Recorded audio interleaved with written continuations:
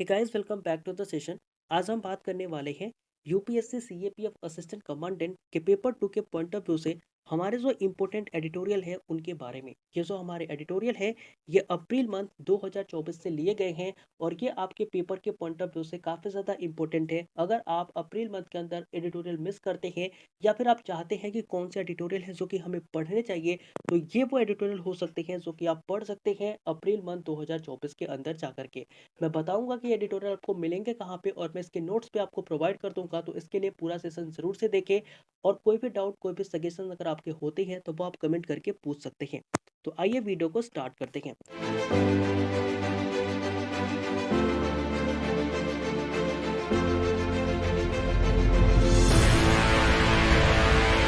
सबसे पहले हम बात करते हैं हमारे पहले टॉपिक की। हमारा पहला टॉपिक क्या होता है?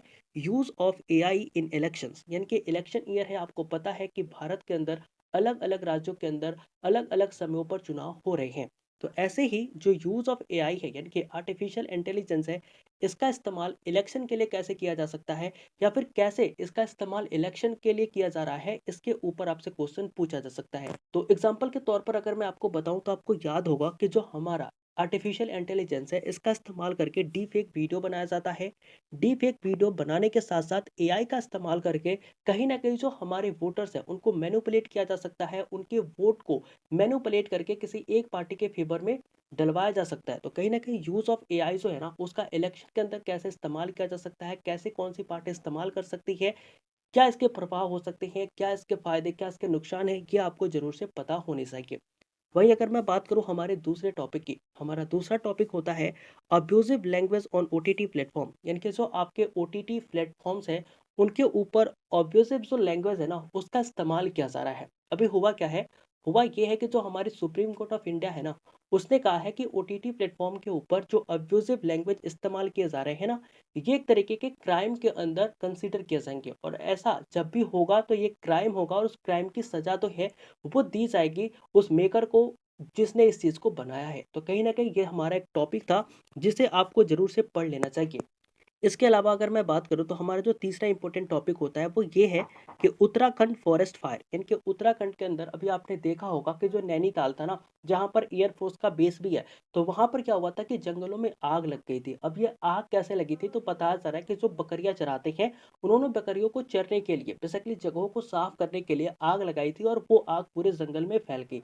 अब इस आग की वजह से एयरफोर्स को, आर्मी को और जो लोकल अथॉरिटीज है उनको काफी ज्यादा मेहनत करनी पड़ी और मेहनत करके इस आग के ऊपर काबू पा लिया गया, इसे बुझाया गया। तो ये जो हमारा एक इंसिडेंट है ना, इसके ऊपर रिपोर्ट राइटिंग पूछी जा सकती है। तो उत्तराखंड फॉरेस्ट फायर के ऊपर एक एडिटोरियल था, वो भी आप जाकर के पढ़ सकते हैं। वहीं अगर मैं बात करूं तो बैन ऑन हुक्का, यानी कि जो हुक्का कल्चर है ना, भारत के अंदर जो हुक्का है उसको क्या किया जा रहा है? बैन किया जा रहा है। नॉट इन इंडिया, अगर मैं बात करूं भारत के अंदर नहीं, बल्कि जो कर्नाटका गवर्नमेंट है ना, उसने क्या कहा है? उसने ये कहा है कि हम क्या कर रहे हैं, हुक्का के ऊपर बैन लगाने जा रहे हैं। तो इसके ऊपर भी आप कुछ ना कुछ पढ़ लीजिएगा कि हुक्का कैसे हमें अफेक्ट करता है, क्या हुक्का की बुराइयां हैं, क्या इसकी अच्छाइयाँ भी हो सकती है। तो कहीं ना कहीं बैन ऑन हुक्का जो है ये भी आप पढ़ सकते हैं। ये भी एक इंपॉर्टेंट टॉपिक है जो कि आप अपने सीएपी या पेपर 2 के report of point of view से कहीं ना कहीं से लिख सकते हैं, इसको पढ़ सकते हैं। वहीं अगर मैं बात करूं हमारे नेक्स्ट टॉपिक की, तो हमारा नेक्स्ट टॉपिक होता है Ladakh protest a hunger for justice. यानी कि आपने देखा होगा कि लद्दाख के अंदर जो है ना, सोनम वांगचुक ने एक लंबे दिनों तक यानी कि 21 डेज तक क्या किया था? कहीं ना कहीं हंगर स्ट्राइक करी थी। और ये जो हंगर स्ट्राइक है ये क्यों किया जा रहा है? क्या इनकी जो डिमांड है वो सही है या गलत है? क्या सच में वहां पर क्लाइमेट चेंज की वजह से दिक्कतें लोगों को हो रही हैं? तो इसके ऊपर आपको पूरा नॉलेज होना चाहिए, क्योंकि ये जो न्यूज़ है ना, वो काफ़ी ज़्यादा इंपॉर्टेंट न्यूज़ है। तो लद्दाख का जो प्रोटेस्ट है, जो एक हंगर है जस्टिस के लिए, क्या ये सही है या गलत है, इसके ऊपर आपको पूरी जानकारी होनी चाहिए। तो ये एडिटोरियल भी आप जाकर के पढ़ सकते हैं। वहीं हमारा नेक्स्ट टॉपिक क्या होता है? Fake job scam. देखो, फेक जॉब स्कैम जो है ना, ये बेसिकली क्या होता है? एक हमारे क्राइम होते हैं, क्राइम को हम क्लासिफाई करते हैं। तो जब हमारा एक ऑर्गेनाइज्ड क्राइम होता है, यानी कि एक ऐसा क्राइम जिसे हम पूरी प्लान के साथ, यानी कि एक हमारा प्लान होता है, प्लान को एग्जीक्यूट करते हैं और फिर उसके द्वारा कोई क्राइम होता है, तो ऐसे क्राइम को हम ऑर्गेनाइज क्राइम कहते हैं। तो एक तरीके का ये जो हमारा फेक जॉब स्कैम है ना, ये क्या है? ऑर्गेनाइज्ड क्राइम है। और इसके अंदर बेसिकली क्या आता है, कहीं ना कहीं साइबर क्राइम जो है ना, वो भी इसी के अंडर काउंट किया जाएगा। तो हुआ क्या है अभी कि जो हमारे 5,000 इंडियंस है ना, इनको नौकरी देने की लालच में कंबोडिया जैसे देश में बुला लिया गया और फिर पता लगा उनके कि उनके साथ बेसिकली स्कैम हो गया है। अब ये जो स्कैम था इससे 250 लोगों को वहाँ से तो वापस भारत ले आया, लेकिन अभी भी जो लोग हैं ना वो वहीं पर फँसे हुए हैं। तो कहने का मतलब ये है कि एक बहुत बड़ा इश्यू है, कैसे जो हमारे देश के लोग हैं उनको झूठी नौकरियों के स्कैम में फँसाया जाता है और उनको झूठी नौकरियों का वादा देकर के विदेश में बुला लिया जाता है और फिर उनसे उनके मतलब का काम ना करा करके बाकी सारे ही काम कराए जाते हैं, कम पेमेंट दी जाती है जितनी पे उन्हें बुलाया जाता है। तो कहीं न कहीं ये जो फेक जॉब स्कीम है इसके ऊपर आप कुछ ना कुछ पढ़ सकते हैं।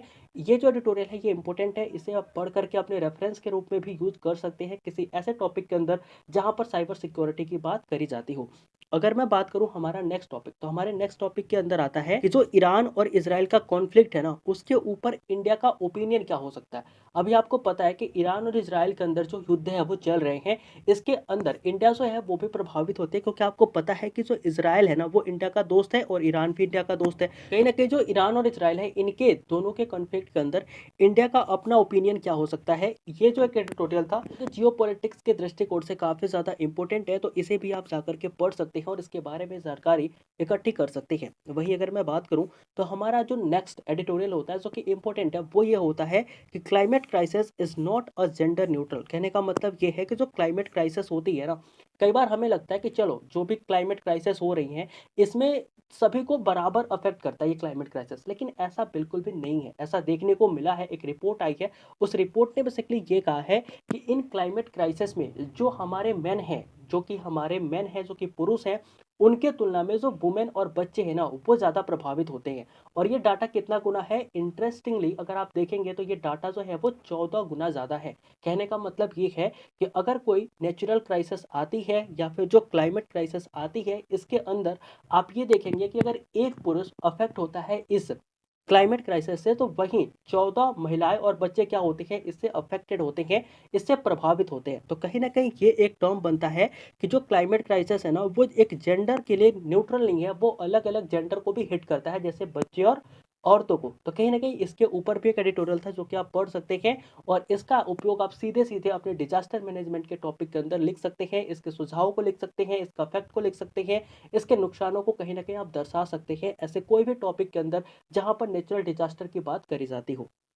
अगर हम बात करते हैं नेक्स्ट टॉपिक की, तो हमारा नेक्स्ट टॉपिक क्या होता है, इंडिया आउट कैंपेनिंग इन बांग्लादेश। आपने देखा होगा कि अभी रिसेंट की न्यूज़ है, हुआ क्या है कि जो बांग्लादेश के अंदर है ना वो क्या हुआ है कि एंटी इंडिया मूवमेंट जो है वो स्टार्ट कर दिए गए हैं। बांग्लादेश के अंदर जो इंडिया की सामान है, जो कि इंडिया के गुड्स है, उनका बहिष्कार किया जा रहा है, बायकॉट किया जा रहा है। तो इसके वजह से क्या हुआ है कि वहां पर जो लोग हैं ना वो इंडिया के लोगों को बांग्लादेश से बाहर भगा रहे हैं। उनका कहना यह है कि भारत के सामान को बांग्लादेश के अंदर यूज हम नहीं करेंगे, वो इंडिया को कहीं ना कहीं सीधे बायकॉट कर रहे हैं।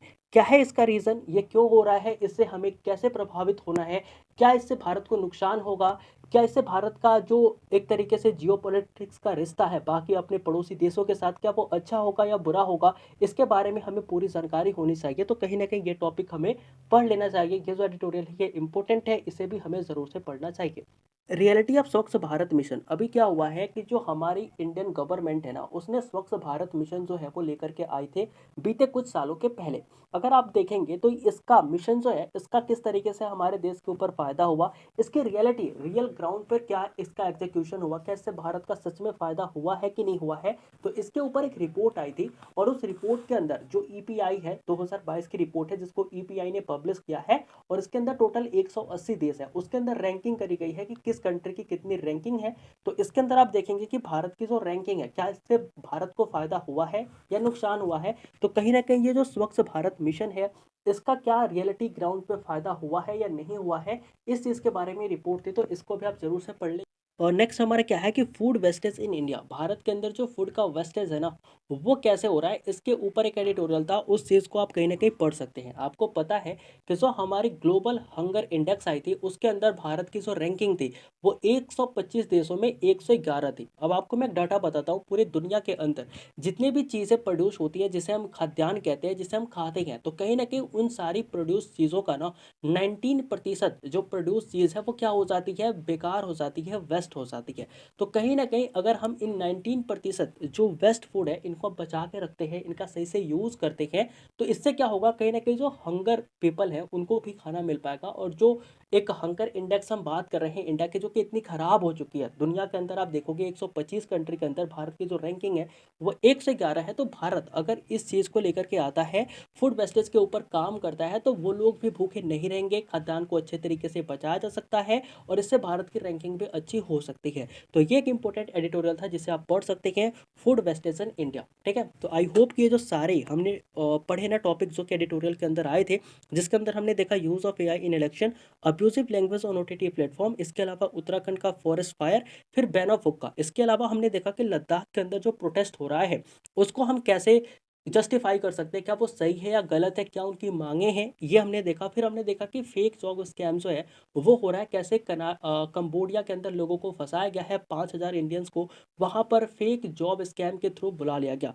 वही हमने बात करी कि ईरान इजराइल कॉन्फ्लिक्ट के ऊपर, और हमने बात करी क्लाइमेट क्राइसिस जो कि एक जेंडर न्यूट्रल नहीं रहा, इसके ऊपर भी हमने बात करी। इसके बाद हमने बात किया कि इंडिया का जो आउट कैंपेनिंग है, यानी कि बांग्लादेश के अंदर इंडिया आउट कैंपेनिंग जो है वो स्टार्ट करी जा रही है, क्या इसके रीज़न है, क्या इससे भारत का जो जियो पॉलिटिक्स है इस पर प्रभाव पड़ेगा या नहीं पड़ेगा। अगर हम इसके अलावा देखें तो हमने देखा कि जो रियलिटी ऑफ स्वच्छ भारत मिशन है ये भी हमने देखा। और फिर हमने देखा कि फूड वेस्टेज इन इंडिया, के भारत के अंदर जो फूड का वेस्टेज है वो कैसे है, दुनिया के अंदर फूड का वेस्टेज कैसे है, तो इस चीज़ के बारे में एडिटोरियल है ये हमने पढ़ना है। तो कहीं ना कहीं ये जो सारे टॉपिक थे ना जो हमने देखे, ये सारे टॉपिक हमें पढ़ने चाहिए, क्योंकि ये जो है वो काफ़ी ज़्यादा इंपॉर्टेंट है, डायरेक्ट या इनडायरेक्ट वे में आपके एग्जाम के अंदर पूछे जा सकते हैं।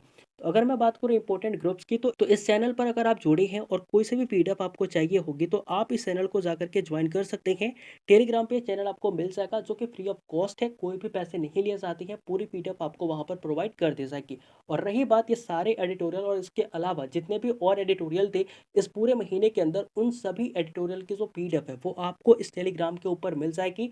लिंक इसका कमेंट बॉक्स में मिल जाएगा और डिस्क्रिप्शन में भी मिल जाएगा, तो जाकर के आप ज्वाइन कर सकते हैं और सिंपली आप इसे जाकर के सर्च भी कर सकते हैं और इस ग्रुप से जुड़ करके अपने स्टडी को और भी अच्छा कर सकते हैं। पेपर 2 के पॉइंट ऑफ व्यू से यहाँ पे बहुत सारे कंटेंट अभी आने वाले हैं, तो प्लीज स्टे ट्यून्ड और आप हमसे जुड़े रहें। आई होप कि आपको वीडियो अच्छी लगी होगी, जैसे भी लगी हो अपना फीडबैक हमें कमेंट में ज़रूर बताएं। जय हिंद।